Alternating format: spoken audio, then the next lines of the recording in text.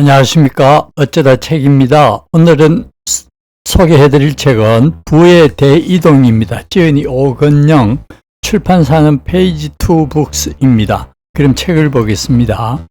낮은 금리에 너무 많은 돈이 풀리게 되면서 전 세계적으로 자산 시장이 뜨겁게 달아오르게 됩니다. 미국은 부동산 버블이 심해지고요. 이를 우리는 서브프라임 모기지 버블이라고 기억하죠. 당시 엄청난 달러 자금이 신흥국으로 흘러가면서 신흥국 자산 시장도 뜨겁게 올랐답니다. 한국 역시 코스피 지수가 사상 최초로 2000포인트를 넘었고 한국 수도권 부동산 시장도 과열 징후를 보였죠. 이런 버블을 제어하기 위해 패드는 기준금리를 인상하기 시작합니다. 2004년부터 1%까지 낮추었던 기준금리를 2006년 6월 5.2%까지 인상했죠. 자, 이제 반대로직입니다. 기준금리를 인상한다는 얘기는 기준금리가 5.25% 레벨로 올라올 때까지 시장 유동성을 받아들이겠다는 의미죠. 네, 시중에서 달러 자금이 사라져 갑니다. 그럼 넘치던 돈이 사라지고 이자가 높아지니 자산을 사들일 수 있는 투자자들이 줄어들게 되겠죠. 투자라는 것은 결국 내가 산 것을 뒤에서 누군가 더 높은 가격으로 사줘야 성공합니다. 그런데 미국 금리 인상으로 인해 그 수요가 사라져 버리게 되면 좀 심상치 않은 기운을 느끼게 되죠. 여기에 자산 가격은 그동안의 저금리로 인해 버블 징후까지 보이는데 그럼 빨리 팔아야 하지 않을까요?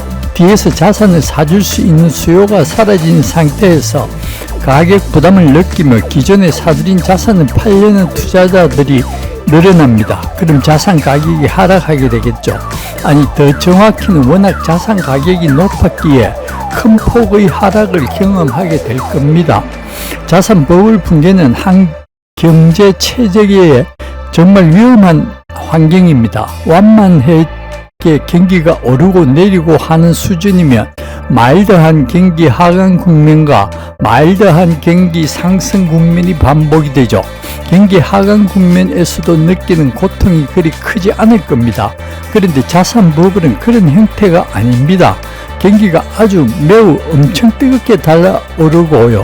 자산 버블 붕괴 시에는 하늘에 떠있던 자산 가격이 땅끝으로 패대기에 쳐지는 거죠. 자산 버블 국면에서는 사람들이 과도한 빚을 내서 자산을 사들이게 됩니다.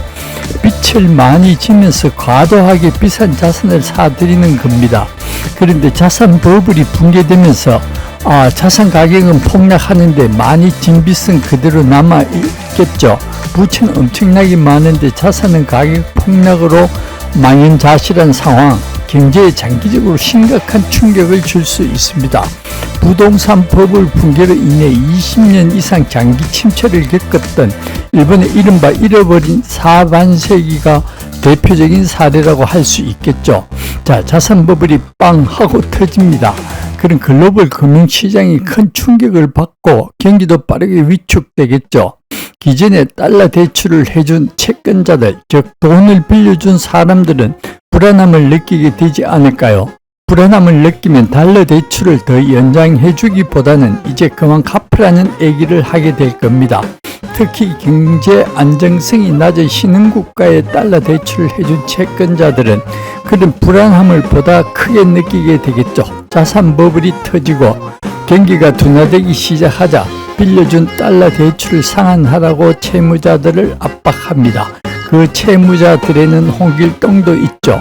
홍길동은 이제 달러 대출을 갚기 위해 투자했던 공장과 설비를 모두 팔아야 합니다. 문제는 경기가 좋지 않은데 공장과 설비가 제대로 팔릴 리가 없죠. 이른바 헐값 매도를 해야 합니다. 엄청 손해보고 팔았는데 그 원화를 가지고 또 달러 대출을 갚아야 하는 상황입니다. 외환시장에 달러를 사러 가야겠죠. 그런데 외환시장에 가보니까 사람들이 걱정스러운 표정으로 줄을 쫙 서 있는 겁니다. 느낌이 사합니다. 앞에 줄 서 있는 사람에게 물어보죠. 어떻게 오셨냐고요? 그분의 답은 간단합니다. 달러 사러 왔다고 하겠죠. 달러 대출을 갚기 위한 달러를 사기 위해서 말이죠. 자, 자산 버블이 붕괴되면서 경기가 위축됩니다. 그럼 달러 채권자들이 대출을 갚으라고 압박합니다. 모두들 달러를 갚으려고 외환시장으로 가니 외환시장에서는 달러에 대한 수요가 폭발하면서 달러 가치가 하늘로 튀어 올라가게 되겠죠. 네, 그래서 한국도 1997년 외환위기 당시에 달러당이 2,000원이 넘는 환율을, 그리고 2008년 금융위기 당시에는 달러당 1,600원이 넘는 환율을 겪었던 겁니다. 앞서 포트폴리오 보험 차원에서 달러를 적립식으로 매입하는 것이 좋겠다는 의견을 말씀드렸죠. 그리고 특정 만기까지 모으는 것이 아니라 위기가 찾아오는 그 순간까지 달러를 조금씩 사 모을 것을 권했습니다. 그럼 진짜 위기가 찾아올까라는 생각이 어렴풋이 들 텐데요. 직관적으로 이렇게 질문을 해봅니다. 향후 10년 후, 향후 20년 후 한 번 정도는 위기를 맞게 되지 않을까요? 한국 경제는 1997년 12월 IMF 외환위기를, 2008년 10월 글로벌 금융위기를, 그리고 2020년 상반기 코로나19 사태로 인한 경기 둔화 위기를 겪은 바 있습니다. 시계열을 조금 더 늘리면, 그리고 대상 국가를 미국과 중국 등 글로벌 국가로 확대하게 되면 1987년 미국의 블랙 먼데이, 1970년대 석유 파동으로 인한 인플레이션 위기, 1960년대 베트남전 불황 등의 위기를 떠올릴 수 있습니다. 예상되는 위기이건 예상되지 않는 위기이건 긴 시계열에서 바라보면 돌발 위기가 발생할 가능성은 항상 열어두는 자세가 필요합니다. 인구 감소가 부동산에 어떤 영향을 줄지는 잘 모르겠습니다만 한국이 겪고 있는 급속한 노령화가 한국의 재정에 어떤 영향을 줄지는 상상해 볼 수 있을 듯 합니다. 한국은 전 세계에서 가장 빠른 속도로 노령화 사회로 접어들고 있다고 하죠.